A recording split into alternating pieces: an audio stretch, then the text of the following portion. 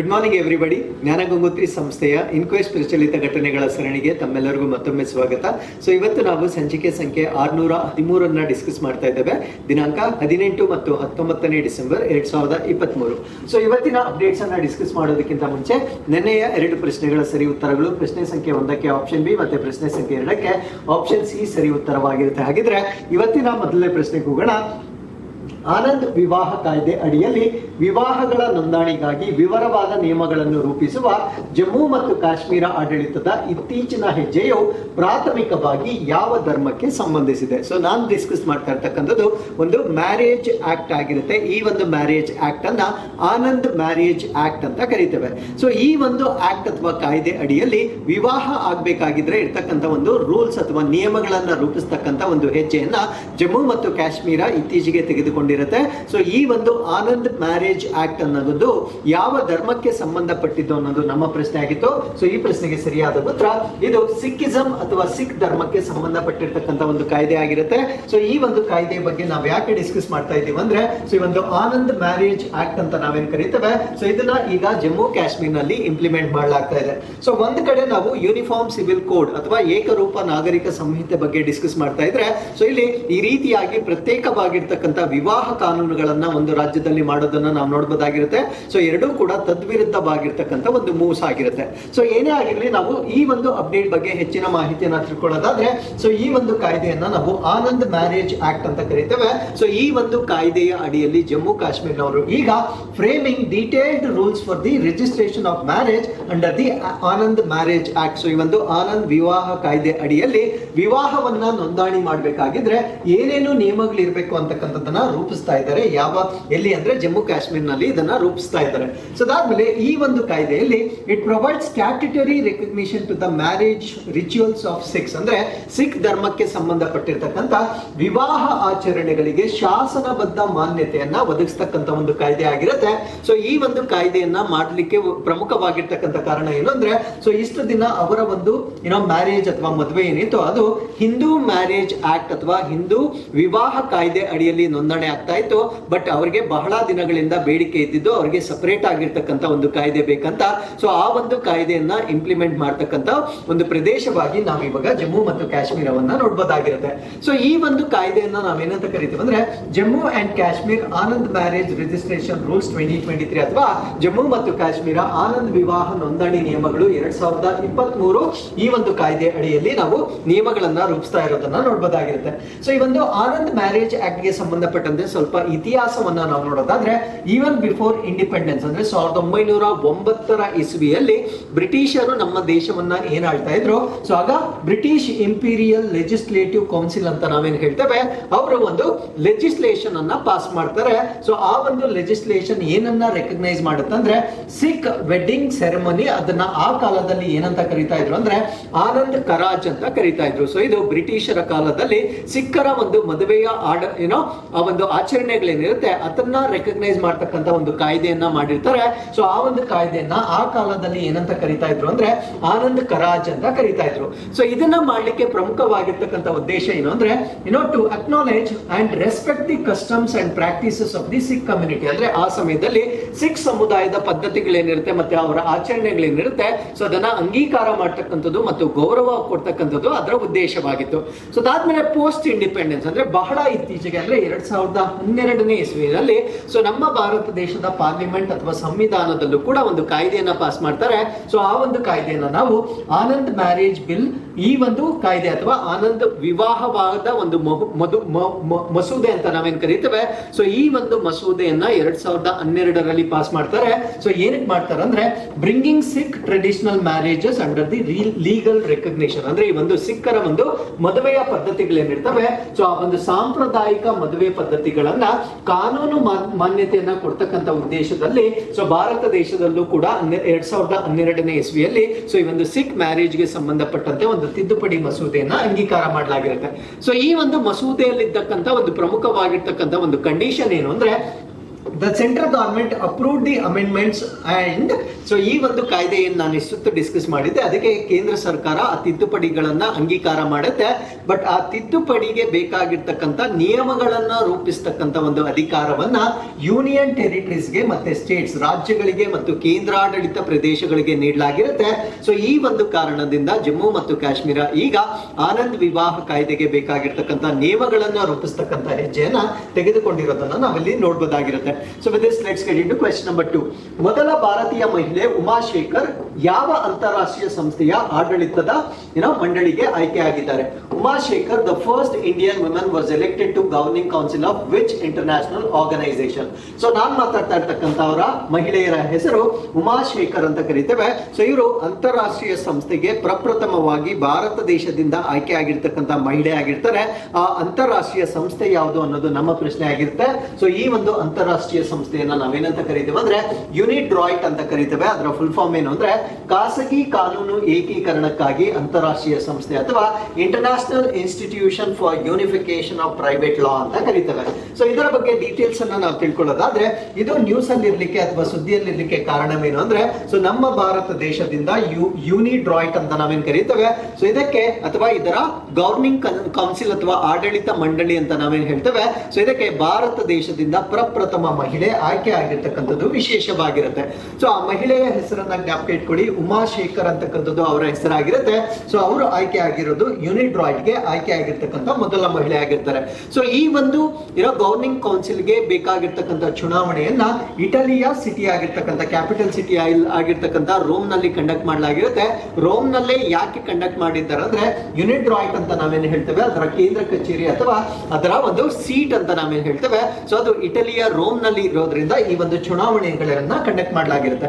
ಹಾಗಿದ್ರೆ ಈ ಒಂದು ಸಂಸ್ಥೆಯ ಬಗ್ಗೆ ಹೆಚ್ಚಿನ ಮಾಹಿತಿಯನ್ನ ನಾವು ತಿಳ್ಕೊಳ್ಳೋದಾದ್ರೆ ಇದನ್ನ ನಾವು ಇಂಡಿಪೆಂಡೆಂಟ್ ಇಂಟರ್ ಗವರ್ನಮೆಂಟಲ್ ಆರ್ಗನೈಸೇಷನ್ ಅಂತ ಕರೀತೇವೆ. ಅಂದ್ರೆ ಸರ್ಕಾರಗಳ ನಡುವೆ ಇರ್ತಕ್ಕಂಥ ಒಂದು ಅಂತಾರಾಷ್ಟ್ರೀಯ ಸ್ವಾಯತ್ತವಾಗಿರ್ತಕ್ಕಂಥ ಒಂದು ಸಂಸ್ಥೆ ಅಂತ ಕರೀತೇವೆ. ಸೊ ಈ ಒಂದು ಸಂಸ್ಥೆಯನ್ನ 1926ರಲ್ಲಿ 1926 ನಲ್ಲಿ as a part of league of Nations ಅಂತ ಕರೀತೇವೆ. ಅಂದ್ರೆ ಆ ಸಮಯದಲ್ಲಿ ಲೀಗ್ ಆಫ್ ನೇಷನ್ಸ್ ಅಂತ ಇತ್ತು. ಸೊ ಅದರ ಭಾಗವಾಗಿ ಇದನ್ನ 1926ರಲ್ಲಿ ಸ್ಥಾಪನೆ ಮಾಡಲಾಗಿರುತ್ತೆ. ಸೊ ಅದಾದ್ಮೇಲೆ ಇದನ್ನ ಮರುಸ್ಥಾಪನೆ ಮಾಡ್ತಾರೆ ಅಂದ್ರೆ ರೀಎಸ್ಟಾಬ್ಲಿಷ್ ಮಾಡ್ತಾರೆ. ಯಾವ ವರ್ಷದಲ್ಲಿ ಅಂದ್ರೆ 1940ರಲ್ಲಿ ಇದನ್ನ ಮರುಸ್ಥಾಪನೆ ಮಾಡ್ತಾರೆ. ಕಾರಣ ಏನಂದ್ರೆ ಸೊ ಆ ಸಮಯಕ್ಕೆ ಲೀಗ್ ಆಫ್ ನೇಷನ್ಸ್ ಅಂತಕ್ಕಂಥದ್ದು ಡಿಸಾಲ್ವ್ ಆಗುತ್ತೆ. ಸೊ ಅದು ವಿಸರ್ಜನೆ ಆಗಿರುವ ಕಾರಣದಿಂದ ಮತ್ತೊಮ್ಮೆ 1940ರಲ್ಲಿ ಇದನ್ನ ಪುನಃಸ್ಥಾಪನೆ ಮಾಡ್ತಾರೆ. ಸೊ ನಿಮ್ಗೆ ಗೊತ್ತಿರಲಿ ಲೀಗ್ ಆಫ್ ನೇಷನ್ಸ್ ಅಂತಕ್ಕಂಥದ್ದು 1920ರಲ್ಲಿ ರಚನೆ ಆಗಿರ್ತಕ್ಕಂಥ ಒಂದು ಅಸೋಸಿಯೇಷನ್ ಆಗಿರುತ್ತೆ. ಸೊ ಅದಾದ್ಮೇಲೆ as of April 1946 the league of Nations ಏನಿರುತ್ತೆ ಸೊ ಅದನ್ನ ಯುನೈಟೆಡ್ ನೇಷನ್ಸ್ ಅಥವಾ ವಿಶ್ವಸಂಸ್ಥೆ ಅಂತ ನಾವೇನ್ ಹೇಳ್ತೇವೆ. ಆ ಲೀಗ್ ಆಫ್ ನೇಷನ್ಸ್ ಅಸೆಟ್ಸ್ ಏನಿತ್ತು ಅದನ್ನ ಸಂಪೂರ್ಣವಾಗಿ ಯುನೈಟೆಡ್ ನೇಷನ್ಗೆ ಟ್ರಾನ್ಸ್ಫರ್ ಮಾಡ್ತಾರೆ. ಸೊ ಈ ರೀತಿಯ ಒಂದು ವಿಸರ್ಜನೆ ಆಗಿರುವ ಕಾರಣದಿಂದ ಇದನ್ನ ಮತ್ತೊಮ್ಮೆ 1940ರಲ್ಲಿ ಮರುಸ್ಥಾಪನೆ ಮಾಡಲಾಗುತ್ತೆ.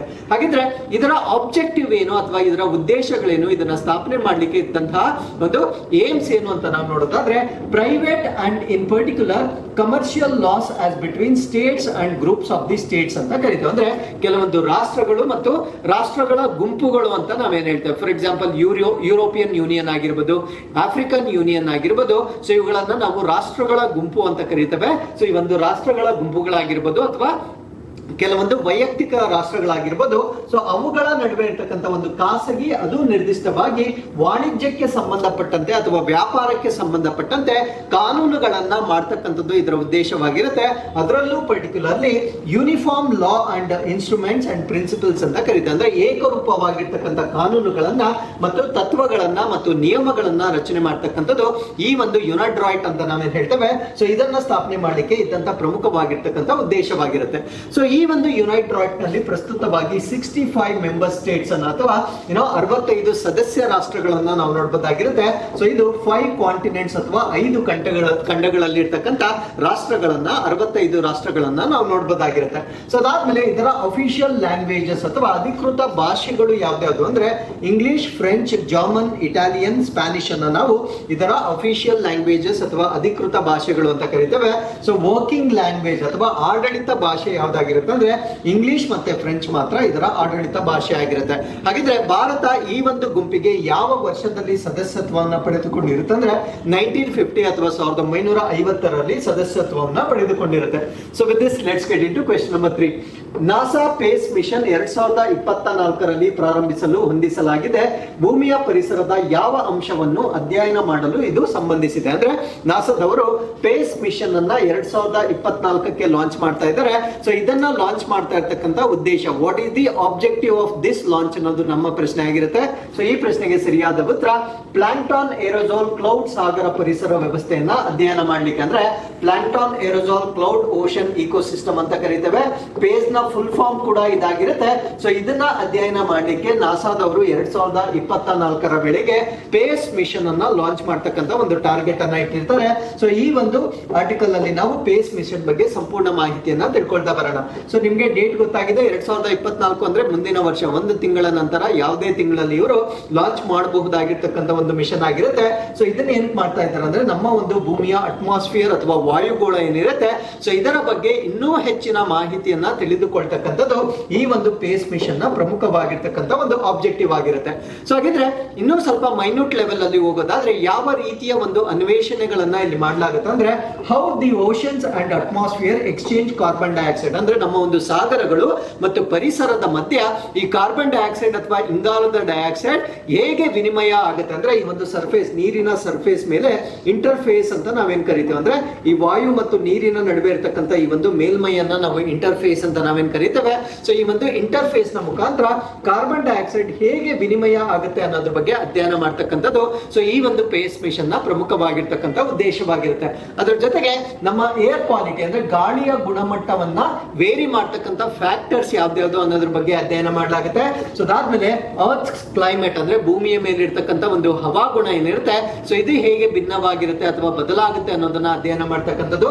ಅದಾದ್ಮೇಲೆ ಓಷನ್ ಹೆಲ್ತ್ ಅಂದ್ರೆ ಸಾಗರಗಳ ಒಂದು ಹೆಲ್ತ್ ಅಂತ ನಾವೇನ್ ಕರಿತೇವೆ ಅದರ ಬಗ್ಗೆ ನಾವು ಅಧ್ಯಯನ ಮಾಡ್ತಕ್ಕಂಥದ್ದು. ಸೊ ಈ ಒಂದು ಸಾಗರಗಳ ಆರೋಗ್ಯವನ್ನ ಯಾವ ರೀತಿ ಅಧ್ಯಯನ ಮಾಡ್ತಾರೆ ಅಂದ್ರೆ ಫೈಟೋ ಪ್ಲಾಂಕ್ಟಾನ್ ಗಳನ್ನ ಸ್ಟಡಿ ಮಾಡ್ತಾರೆ. ಇದನ್ನ ನಾವು ಪ್ಲವಕಗಳು ಅಂತ ಹೇಳ್ತೀವಿ ಕನ್ನಡದಲ್ಲಿ. ಸೊ ನೀರಿನಲ್ಲಿ ಬೆಳೀತಕ್ಕಂಥ ಮೈಕ್ರೋಸ್ಕೋಪಿಕ್ ಪ್ಲಾಂಟ್ಸ್ ಅನ್ನ ನಾವು ಫೈಟೋ ಪ್ಲಾಂಕ್ಟಾನ್ಸ್ ಅಂತ ನಾವೇನ್ ಹೇಳ್ತೇವೆ.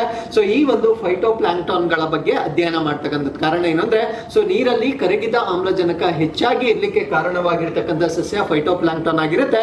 ಸೊ ಇದರ ಬಗ್ಗೆ ಅಧ್ಯಯನ ಮಾಡೋದು ಅಂದ್ರೆ ಎಷ್ಟು ಆಕ್ಸಿಜನ್, ಡಿಸಾಲ್ವ್ಡ್ ಆಕ್ಸಿಜನ್ ಎಷ್ಟು ಜಾಸ್ತಿ ಇರುತ್ತೆ ಸೊ ಅಷ್ಟು ಆ ಒಂದು ಓಷನ್ಸ್ ಗಳು ಆರೋಗ್ಯಕರವಾಗಿದೆ ಅನ್ನೋದನ್ನ ನಾವು ಸ್ಟಡಿ ಮಾಡಬಹುದಾಗಿರುತ್ತೆ.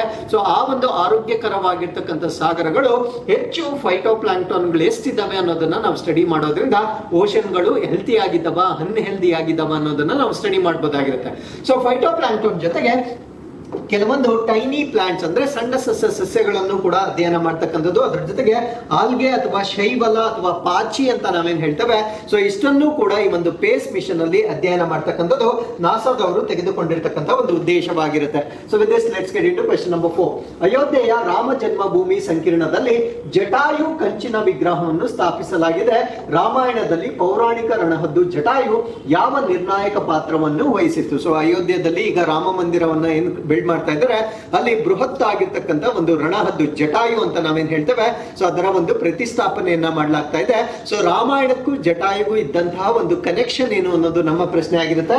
ಸೊ ಈ ಪ್ರಶ್ನೆಗೆ ಸರಿಯಾದ ಉತ್ತರ ರಾವಣನ ಅಪಹರಣದ ಸಮಯದಲ್ಲಿ ಸೀತೆಯನ್ನ ರಕ್ಷಣೆ ಮಾಡಿರ್ತಕ್ಕಂಥ ಒಂದು ಪಕ್ಷಿ ಆಗಿರುತ್ತೆ. So defender of Sita against Ravan during Har abduction, ಅಂದ್ರೆ ಅವ್ರನ್ನ ಕಿಡ್ನಾಪ್ ಅಥವಾ ಅಬ್ಡಕ್ಷನ್ ಮಾಡಿದಾಗ ಸೊ ಅದು ಸೀತೆಯನ್ನ ಕಾಪಾಡಲಿಕ್ಕೆ ಪ್ರಯತ್ನ ಪಟ್ಟಿರ್ತಕ್ಕಂಥ ಒಂದು ಪಕ್ಷಿ ಆಗಿರುತ್ತೆ. ಸೊ ಆ ಒಂದು ಕಾರಣದಿಂದ ರಾಮ ಮಂದಿರದಲ್ಲಿ ಈಗ ಈ ಜಟಾಯುನ ಒಂದು ಸ್ಟ್ಯಾಟ್ಯೂ ಅನ್ನ ಈಗ ನಿರ್ಮಾಣ ಮಾಡಿರೋದನ್ನ ನಾವು ನೋಡಬಹುದಾಗಿರುತ್ತೆ. ಸೊ ರಾಮ ಮಂದಿರದ ಯಾವ ಒಂದು ಕಾಂಪ್ಲೆಕ್ಸ್ ನಲ್ಲಿ ಇದನ್ನ ನಿರ್ಮಾಣ ಮಾಡಿರ್ತಾರೆ ಅಂದ್ರೆ ಅದೊಂದು ಕುಬೇರ್ ತಿಲಾ ಅಂತ ಇರುತ್ತೆ. ಆ ಕುಬೇರ್ ತಿಲಾ ಕಾಂಪ್ಲೆಕ್ಸ್ ನಲ್ಲಿ ಡೆವಲಪ್ ಆಗಿರ್ತಕ್ಕಂಥ ಒಂದು ಜಟಾಯು ಒಂದು ಸ್ಟ್ಯಾಟ್ಯೂ ಆಗಿರುತ್ತೆ. ಸೊ ಈ ಒಂದು ಜಟಾಯು ಅಂತಕ್ಕಂಥದ್ದು ಮೈಥಾಲಜಿಕಲ್ ಅಂದ್ರೆ ಪೌರಾಣಿಕವಾಗಿ ಸೊ ರಾಮಾಯಣಕ್ಕೆ ತುಂಬಾ ನಿಕಟವಾದ ಸಂಬಂಧವನ್ನ ಹೊಂದಿರತಕ್ಕಂಥ ಒಂದು ಪಕ್ಷಿ ಆಗಿರುತ್ತೆ. ಸೊ ಈ ಒಂದು ಕಾರಣದಿಂದ ಇದನ್ನ ರಾಮಭೂಮಿ ಭೂಮಿಯಲ್ಲಿ ಈಗ ಇನಾಗ್ರೇಟ್ ಮಾಡ್ತಾ ಇದ್ದಾರೆ. So with this let's get into question number 5. ಯಾವ ದೇಶದಲ್ಲಿ 3 ಭಾರತೀಯ ಅಧಿಕಾರಿಗಳಿಗೆ ಪದವಿ ಸಮಾರಂಭದಲ್ಲಿ ಪ್ರತಿಷ್ಠಾ ಗೋಲ್ಡನ್ ಔಲ್ ಪ್ರಶಸ್ತಿಯನ್ನು ನೀಡಲಾಯಿತು? In which country var 3 Indian officers awarded the prestigious golden owl award at the graduation ceremony? So ಈ ಒಂದು ಗೋಲ್ಡನ್ ಔಲ್ ಪ್ರಶಸ್ತಿಯನ್ನ ಭಾರತ ದೇಶದ ಸೈನಿಕರಿಗೆ ಅಥವಾ ಭಾರತ ದೇಶದ ಅಧಿಕಾರಿಗಳಿಗೆ ಶ್ರೀಲಂಕಾ ರಾಷ್ಟ್ರದಲ್ಲಿ ಕೊಟ್ಟಿರ್ತಕ್ಕಂಥ ಒಂದು ಹಾನರ್ ಆಗಿರುತ್ತೆ. ಈ ಒಂದು ಹಾನರ್ ಅನ್ನ ನಾವೇನಂತ ಕರಿತೀವಿ ಅಂದ್ರೆ ಗೋಲ್ಡನ್ ಔಲ್ ಅವಾರ್ಡ್ ಅಂತ ಕರಿತೇವೆ. ಸೊ ಈ ಒಂದು ಗೋಲ್ಡನ್ ಔಲ್ ಅವಾರ್ಡ್ ಅನ್ನ ಸೊ ಭಾರತದ 3 ಅಧಿಕಾರಿಗಳಿಗೆ ಅಥವಾ ಆಫೀಸರ್ಸ್ ಗೆ ನೀಡಲಾಗಿರುತ್ತೆ. ಸೊ ಈ ಒಂದು ಅವಾರ್ಡ್ ಅನ್ನ ಕೊಟ್ಟಿರ್ತಕ್ಕಂಥವ್ರು ಶ್ರೀಲಂಕಾದ ಕೊಲಂಬೋದಲ್ಲಿ ಹಾನರ್ ಮಾಡಿರ್ತಕ್ಕಂಥ ಅವಾರ್ಡ್ ಆಗಿರುತ್ತೆ. ಹಾಗಿದ್ರೆ ಆ 3 ಆಫೀಸರ್ಸ್ ಅಥವಾ ಅಧಿಕಾರಿಗಳು ಯಾರ್ಯಾರು ಅಂದ್ರೆ ಸುಮಿತ್ ಮಹಾಜನ್ ಒಬ್ರು, ಅದಾದ್ಮೇಲೆ ಮೇಜರ್ ರೋಹಿತ್ ಮತ್ತೆ ಲೆಫ್ಟಿನೆಂಟ್ ಕಮಾಂಡರ್ ಆಗಿರ್ತಕ್ಕಂಥ ಸನ್ನಿ ಶರ್ಮಾ ಅಂತ ನಾವೇನ್ ಹೇಳ್ತೇವೆ. ಸೊ ಈ 3ಗೆ ಶ್ರೀಲಂಕಾ ಪರವಾಗಿ ಅಥವಾ ಶ್ರೀಲಂಕಾ ವತಿಯಿಂದ ಗೋಲ್ಡನ್ ಔಲ್ ಅವಾರ್ಡ್ ಅನ್ನ ನೀಡಲಾಗಿರುತ್ತೆ. So with this let's get into question number 6. ಸಂಸ್ಕೃತಿ ಸಚಿವಾಲಯವು ಸ್ಪಾಕ್ಸ್ ಅಂದ್ರೆ ಮುಂದೆ ಏನು ಅಂತ ಹೇಳ್ತೇನೆ. ಸ್ಪಾಕ್ಸ್ ಅಡಿಯಲ್ಲಿ ಹೊಸ ವಿಜ್ಞಾನ ಕೇಂದ್ರಗಳು ಮತ್ತು ಸಂಗ್ರಹಾಲಯಗಳನ್ನು ಸ್ಥಾಪಿಸುತ್ತಿದೆ. ಈ ಉಪಕ್ರಮದಲ್ಲಿ ಯಾವ ಸ್ವತಂತ್ರ ಸಂಸ್ಥೆ ತೊಡಗಿಸಿಕೊಂಡಿದೆ? The ministry of culture is establishing new science and museums under SPOCS. Which independent organisation is involved in this initiative? ಅಂದ್ರೆ ನಮ್ಮ ಭಾರತ ದೇಶದಲ್ಲಿ ಈ ವಿಜ್ಞಾನದ ಬಗ್ಗೆ ಒಂದು ಟೆಂಪರ್ಮೆಂಟ್ ಅನ್ನ ಬೆಳೆಸಲಿಕ್ಕೆ ಸೈನ್ಸ್ಗೆ ಸಂಬಂಧಪಟ್ಟಂತೆ ಒಂದು ಮ್ಯೂಸಿಯಂ ಗಳನ್ನ ಸ್ಥಾಪನೆ ಮಾಡ್ತಾ ಇದ್ದಾರೆ. ಸೊ ನೆನಪಿರ್ಲಿ, ಈ ಸೈನ್ಸ್ಗೆ ಸಂಬಂಧಪಟ್ಟಿದ್ದಾಗಿದ್ರು ಕೂಡ ಇದು ministry of science and technology ಅಡಿಯಲ್ಲಿ ಡೆವಲಪ್ ಆಗ್ತಾ ಇಲ್ಲ. ಸೊ ಇದನ್ನ ಮಿನಿಸ್ಟ್ರಿ ಆಫ್ ಕಲ್ಚರ್ ಅಥವಾ ಸಂಸ್ಕೃತಿ ಸಚಿವಾಲಯದ ಅಡಿಯಲ್ಲಿ ಡೆವಲಪ್ ಮಾಡ್ತಾ ಇದ್ದಾರೆ. ಸೊ ಈ ಒಂದು ಡೆವಲಪ್ಮೆಂಟ್ ಮಾಡ್ತಕ್ಕಂತ ಒಂದು ಜವಾಬ್ದಾರಿಯನ್ನ ಈ ಒಂದು ಸಚಿವಾಲಯದ ಕೆಳಗಡೆ ಯಾರಿಗೆ ಕೊಟ್ಟಿದ್ದಾರೆ ಅನ್ನೋದು ನಮ್ಮ ಪ್ರಶ್ನೆ ಆಗಿರುತ್ತೆ. ಸೊ ಈ ಪ್ರಶ್ನೆಗೆ ಸರಿಯಾದ ಉತ್ತರ national council of science museum ಅಂತ ನಾವೇನ್ ಹೇಳ್ತೇವೆ. ಸೊ ಇವರು ಈ ರೀತಿಯ ಒಂದು ಮ್ಯೂಸಿಯಂ ಗಳನ್ನ ನಮ್ಮ ಭಾರತ ರಾಷ್ಟ್ರದಲ್ಲಿ ಡೆವಲಪ್ ಮಾಡ್ತಕ್ಕಂತ ಉದ್ದೇಶ ಆಗಿರುತ್ತೆ. ಸೊ ಇದು ಮತ್ತೊಮ್ಮೆ ಸುದ್ದಿಯಲ್ಲಿರ್ಲಿಕ್ಕೆ ಕಾರಣ ಏನಂದ್ರೆ ಮತ್ತೊಮ್ಮೆ ನಮ್ಮ ಭಾರತ ದೇಶದಲ್ಲಿ 4 ಈ ರೀತಿಯ ಸೈನ್ಸ್ ಮ್ಯೂಸಿಯಂ ಗಳನ್ನ ಡೆವಲಪ್ ಮಾಡ್ಲಿಕ್ಕೆ ಅನುಮೋದನೆಯನ್ನ ಕೊಟ್ಟಿರ್ತಾರೆ. ಸೊ ಅದಕ್ಕಿಂತ ಮುಂಚೆ ಈ ಒಂದು ಸ್ಪಾಕ್ಸ್ ಅಂದ್ರೆ ಏನು ಅಂತ ನಾವು ತಿಳ್ಕೊಳ್ತಾ ಬರೋಣ. ಸ್ಪಾಕ್ಸ್ ಅಂದ್ರೆ scheme for promotion of culture of science in country ಅಂತ ಕರೀತೇವೆ. ಅಂದ್ರೆ ನಮ್ಮ ಭಾರತ ದೇಶದಲ್ಲಿ ವಿಜ್ಞಾನ ಸಂಸ್ಕೃತಿಯನ್ನ ಉತ್ತೇಜಿಸಲಿಕ್ಕೆ ಮಾಡಿರ್ತಕ್ಕಂಥ ಒಂದು ಯೋಜನೆಯನ್ನ ನಾವು ಸ್ಪಾಕ್ಸ್ ಅಂತ ಕರೀತೇವೆ. ಸೊ ಈ ಒಂದು ಸ್ಪಾಕ್ಸ್ ಯೋಜನೆಯನ್ನ ಇಂಪ್ಲಿಮೆಂಟ್ ಮಾಡ್ಲಿಕ್ಕೆ national council of science museums is an independent organisations under the ministry of culture. ಅಂದ್ರೆ ನಮ್ಮ ಭಾರತ ದೇಶದ ಸಂಸ್ಕೃತಿ ಸಚಿವಾಲಯದ ಅಡಿಯಲ್ಲಿ ಬರ್ತಕ್ಕಂಥ national council of science museums ಅಂತ ನಾವೇನ್ ಹೇಳ್ತೇವೆ. ಸೊ ಇವರ ವತಿಯಿಂದ ಈ ರೀತಿಯ ಒಂದು ವಿಜ್ಞಾನಕ್ಕೆ ಸಂಬಂಧಪಟ್ಟಂತೆ ಮ್ಯೂಸಿಯಂ ಗಳನ್ನ ಡೆವಲಪ್ ಮಾಡ್ತಕ್ಕಂಥ ಒಂದು ಜವಾಬ್ದಾರಿಯನ್ನ ಕೊಟ್ಟಿರ್ತಾರೆ. ಸೊ ಈ ಒಂದು ಯೋಜನೆಯ ಅಡಿಯಲ್ಲಿ ಸೈನ್ಸ್ ಸೆಂಟರ್ ಅಂದ್ರೆ ವಿಜ್ಞಾನದ ಕೇಂದ್ರಗಳಾಗಿರ್ಬೋದು, ಸಿಟೀಸ್ ನಗರಗಳಾಗಿರ್ಬೋದು, ಮ್ಯೂಸಿಯಂಗಳಾಗಿರ್ಬೋದು ಮತ್ತೆ ಇನೋವೇಷನ್ ಸೆಂಟರ್ಸ್ ಆಗಿರ್ಬೋದು ಅಭಿವೃದ್ಧಿ ಪಡಿಸ್ತಕ್ಕಂಥದ್ದು ಇದರ ಉದ್ದೇಶವಾಗಿರುತ್ತೆ. ಸೊ 25 ಸೈನ್ಸ್ ಮ್ಯೂಸಿಯಂ ಗಳನ್ನ ಮತ್ತೆ ಸೆಂಟರ್ ಗಳನ್ನ ನಮ್ಮ ಭಾರತ ದೇಶದಾದ್ಯಂತ ಅಭಿವೃದ್ಧಿ ಪಡಿಸ್ತಕ್ಕಂಥದ್ದು ಇದರ ಉದ್ದೇಶವಾಗಿರುತ್ತೆ. ಸೊ ಈಗ ಈ ಒಂದು ಉದ್ದೇಶವನ್ನ ಪೂರ್ಣಗೊಳಿಸಲಿಕ್ಕೆ 4 ಮ್ಯೂಸಿಯಂ ಗಳನ್ನ ಅಪ್ರೂವ್ ಮಾಡಲಾಗಿರುತ್ತೆ. ಸೊ MP, ಮಧ್ಯಪ್ರದೇಶ, ರಾಜಸ್ಥಾನ್ ಮತ್ತು ತಮಿಳುನಾಡಿನಲ್ಲಿ ಸೊ 4 ಮ್ಯೂಸಿಯಂ ಗಳನ್ನ ಡೆವಲಪ್ ಮಾಡ್ತಕ್ಕಂಥದ್ದು ಅಪ್ಡೇಟ್ ಅಲ್ಲಿರುವ ಕಾರಣದಿಂದ ಸೊ ಇದ್ರ ಬಗ್ಗೆ ನಾವು ಮತ್ತೊಮ್ಮೆ ಡಿಸ್ಕಸ್ ಮಾಡಿದ್ದೇವೆ. So with this we are come to snippets. Cabinet approves declaration of Surat airport as the international airport. So Surat airport ಏನಿದೆ ಸೊ ಇದನ್ನ ಅಂತಾರಾಷ್ಟ್ರೀಯ ವಿಮಾನ ನಿಲ್ದಾಣವಾಗಿ ಡಿಕ್ಲೇರ್ ಮಾಡ್ತಕ್ಕಂಥ ಒಂದು ಅನುಮೋದನೆಯನ್ನ ಮಂತ್ರಿಮಂಡಲದಲ್ಲಿ ತೆಗೆದುಕೊಳ್ಳಲಾಗಿರುತ್ತೆ. ಸೊ ಇಲ್ಲಿಗೆ ಇವತ್ತಿನ ಎಲ್ಲ ಅಪ್ಡೇಟ್ಸ್ ಕಂಪ್ಲೀಟ್ ಆಗಿರುತ್ತೆ. With this we come to inquest challenge number 613. ಕೆಳಗಿನ ಆಯ್ಕೆಗಳಲ್ಲಿ ಯಾವ ರೈಲ್ವೆ ಸುರಂಗವು ಭಾರತದಲ್ಲಿ ಅತಿ ಉದ್ದದ ದಾಖಲೆಯನ್ನ ಹೊಂದಿದೆ? ಆಪ್ಷನ್ಸ್: ಅಟಲ್ ಸುರಂಗ, ಡಾಕ್ಟರ್ ಶ್ಯಾಮ್ ಪ್ರಸಾದ್ ಮುಖರ್ಜಿ ಸುರಂಗ, ವೀರ್ ಪಾಂಜಲ್ ರೈಲ್ವೆ ಸುರಂಗ ಮತ್ತೆ ಬನಿಹಾಲ್ ಕಾಜಿಗುಂಡ್ ಸುರಂಗ.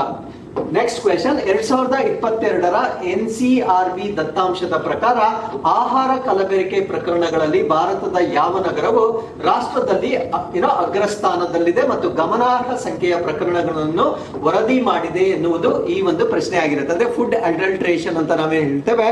ಸೊ ಅದರಲ್ಲಿ 2022ರಲ್ಲಿ ಟಾಪ್ ಮೋಸ್ಟ್ ಅಲ್ಲಿ ಇರ್ತಕ್ಕಂಥ ಒಂದು ನಗರ ಯಾವುದು ಅನ್ನೋದು ಪ್ರಶ್ನೆ ಆಗಿರುತ್ತೆ. ಆಪ್ಷನ್ಸ್: ಮುಂಬೈ, ಹೈದರಾಬಾದ್, ದೆಹಲಿ ಮತ್ತು ಚೆನ್ನೈ ನಿಮ್ಮ ಆಯ್ಕೆಗಳಾಗಿರುತ್ತೆ. ಸೊ ಇಲ್ಲಿಗೆ ಇವತ್ತಿನ ಎಲ್ಲ ಅಪ್ಡೇಟ್ಸ್ ಕಂಪ್ಲೀಟ್ ಆಗಿರುತ್ತೆ. ಸೊ ಮತ್ತೊಮ್ಮೆ ನಾಳಿನ ಅಪ್ಡೇಟ್ಸ್ ಒಂದಿಗೆ ನಾನು ನಿಮ್ಮನ್ನ ಭೇಟಿ ಆಗ್ತೇನೆ. ಸೊ ಸಾಕಷ್ಟು ನೋಟಿಫಿಕೇಶನ್ಸ್ 2024ರಲ್ಲಿ ಅವೈಟೆಡ್ ಇದೆ, including 500+ KAS, PDO, even police sub inspector examinations. So ಸಮಯವನ್ನ ವ್ಯರ್ಥ ಮಾಡದೆ ಸೊ ಶ್ರದ್ಧೆಯಿಂದ ಕಲಿತಾ ಇರಿ. ಸೊ ನಿಮ್ಮ ಒಂದು ಯಶಸ್ವಿಗೆ ನಿಮ್ಮ ಪೇಷನ್ಸ್ ಅಂಡ್ ಪರ್ಸಿವಿಯರೆನ್ಸ್ ಎಷ್ಟು ಸಹಕಾರ ಮಾಡುತ್ತೆ ಅಷ್ಟು ಬೇಗ ನೀವು ಸಕ್ಸಸ್ ಆಗ್ಬೋದಾಗಿರುತ್ತೆ. ಸೊ ಮತ್ತೊಮ್ಮೆ ನಾಳಿನ ಅಪ್ಡೇಟ್ಸ್ ನೊಂದಿಗೆ ನಾನು ನಿಮ್ಮನ್ನ ಭೇಟಿ ಆಗ್ತೇನೆ. ಸೊ ಅಲ್ಲಿವರೆಗೂ keep reading, take care of yourselves and thank you very much for watching this.